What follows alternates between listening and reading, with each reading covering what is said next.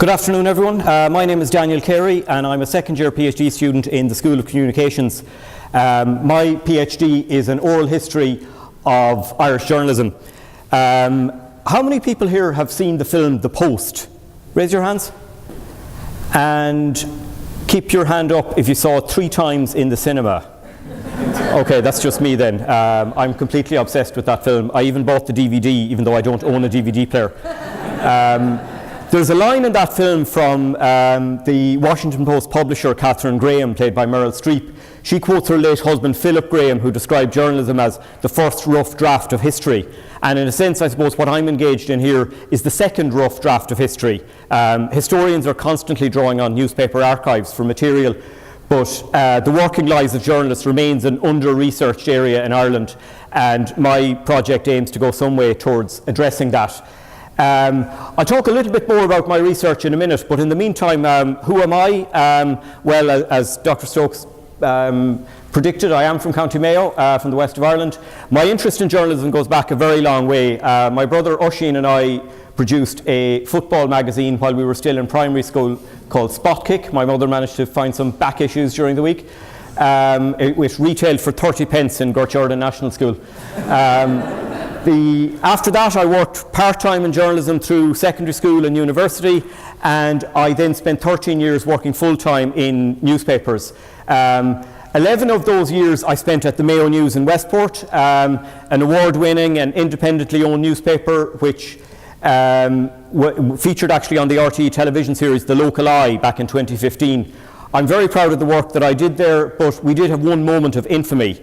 In June 2010, a headline appeared on the front page, "Sex Offender Leaves Westport," and it appeared directly below a photograph of a man being cheered shoulder high and draped in a green and red Mayo flag. As you may have guessed, the story and the picture were not related.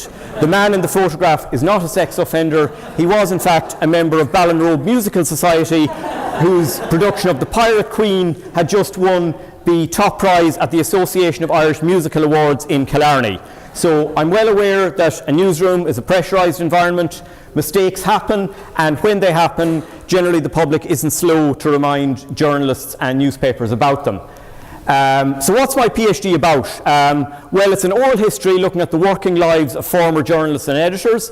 It's done through the medium of in-depth, lengthy interviews with those former journalists, and the focus is on print journalism rather than broadcasting, hence the suit. In particular, I'm looking at 3 areas: the relationship between Irish journalism and politics, the relationship between Irish journalism and religion, and the impact of technology on Irish journalism. In each case, I'm asking, how did things change and how did they stay the same? And you might ask, why this topic? Aren't newspapers dying? Well, I'd say signals are mixed on that. But I would suggest that if the print medium is going to disappear, I think that makes it all the more important to document while there are still living witnesses. There's a quote in the Frank O'Connor short story, The Majesty of the Law, where Dan Bride says, "A secret lost is lost forever." We've had oral histories of journalism done in Iowa, in Florida, and in Scotland, but this is the first project of its kind in Ireland. So how do the interviews work? Well, they're one-to-one. Generally, they're no longer than 2 hours, and they usually take place in the home of the interviewee. All of the interviews are recorded and transcribed, and each participant gets a copy of the audio. So what will happen to the material? Well, first and foremost, it's being collected for my PhD. It will also hopefully form the basis of a book and a radio documentary, but perhaps most importantly from the point of view of posterity, both the recording and the transcript will become part of the media history collection here in DCU, where the material will be digitised, made available for public access, and may form part of future exhibitions. None of the 21 people that I've interviewed so far have written autobiographies of their own, so for a lot of them this was their first opportunity to tell their story. A couple of brief thank yous before I finish to all of my interviewees who've been very generous with their time and in answering questions. To my supervisor, Dr. Mark O'Brien, who's been a great source of help and guidance. To my family, who've been hugely supportive, and a happy 37th birthday to Oisín, my primary school co-editor. Special thanks to the gang in the office in room C214 who all thought this ridiculous suit was a great idea and who are the best support team that any PhD student could have.